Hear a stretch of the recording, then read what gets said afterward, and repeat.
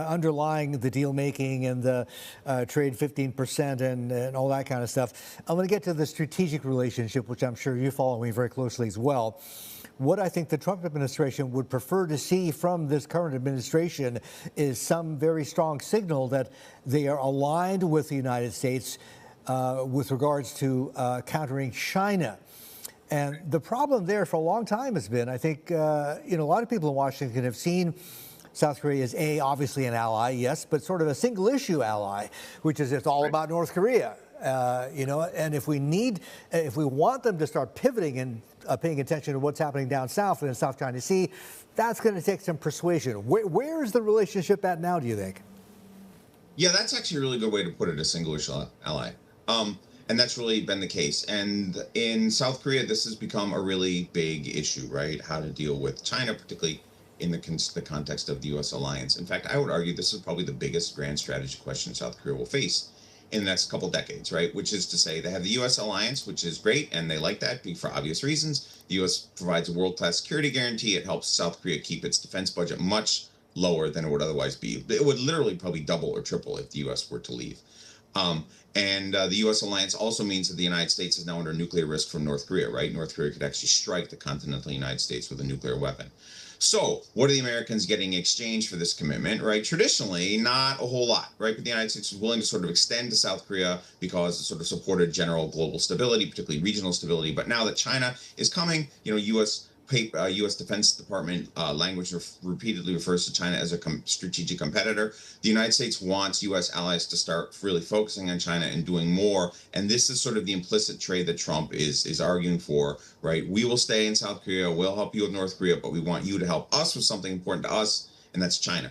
And in Korea, this is a really partisan issue because South Korean conservatives are pretty comfortable with that trade. The previous president, the one who was impeached, was comfortable with that. South Korean progressives dislike that. And you actually see that in Lee Jae-myung's language in the run-up to the summit. He was talking about how this is a difficult issue because the South Korean left, South Korean progressives do not want to get sucked into anti-China containment.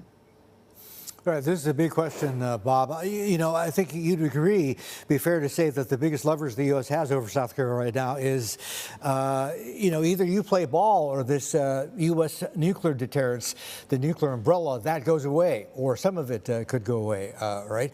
Which is probably making the Koreans think, and I think the conversation has already started, thinking about weaponizing. Very sensitive, very controversial, especially given what's happening across the border in North Korea, obviously. But how close do you think South Korea is, or this government is, which tends to lean DPRK, I know, but what is the public mood like about the idea of South Korea having a nuclear weapon?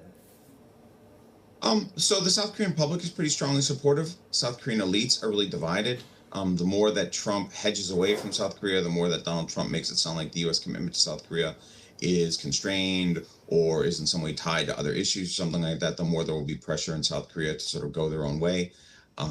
If Donald Trump threatens to remove U.S. forces Korea, or if he threatens to break the alliance, particularly over the China issue, then I think South Korea will develop nuclear weapons. But I do think it's unlikely because I think ultimately this president of South Korea, even the progressive president, will come around on the China issue because the alternative is a real alliance crisis with the United States, the possible removal of troops from U.S. troops from South Korea, which would spark almost certainly spark massive foreign capital flight out of South Korea, right? And so I would imagine that the South Koreans are going to come around on this. Again, I mean, this is something of a partisan issue here. South Korean conservatives have no problem doing this, right? It's really sort of South Korean progressives, and we have a progressive president who are really uncomfortable with this. And that's really the sharp foreign policy issue that this administration is going to face here in South Korea in the next few years. Do they want to come with the United States on China, or do they want to kind of go more on their own? Because if they go on their own, that's going to mean a sort of thinner U.S. relationship.